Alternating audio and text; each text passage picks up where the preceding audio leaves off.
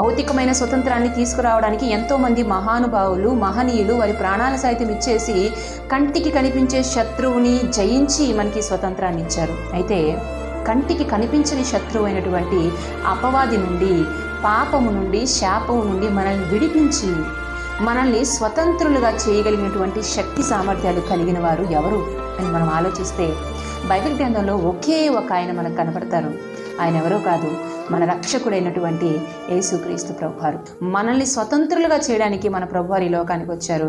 ఆయన ఇస్తున్న స్వతంత్రాన్ని ఎంతమంది అందిపుచ్చుకుంటున్నారు, ఆయన ఇచ్చిన స్వతంత్రాన్ని ఎంతమంది దుర్వినియోగపరుచుకుంటున్నారు అనేది ఒకసారి మనల్ని మనం ఆలోచిద్దాం, ప్రశ్నించుకుందాము. ఇంకా ఎవరైనా రక్షణకు దూరంగా ఉంటే ఆలస్యం చేయకుండా ఇంత గొప్ప రక్షణ నిర్లక్ష్యం చేయొద్దని లేఖనాలు సెలవిచ్చినట్లుగా రక్షణలోనికి వచ్చేద్దాం. ఇప్పటికే రక్షణ పొంది ఉంటే ఆ రక్షణ నుండి తొలగిపోకుండా, స్వతంత్రం నుండి మరలా బానిసత్వంలోనికి వెళ్ళిపోకుండా మనల్ని మనం జాగ్రత్తగా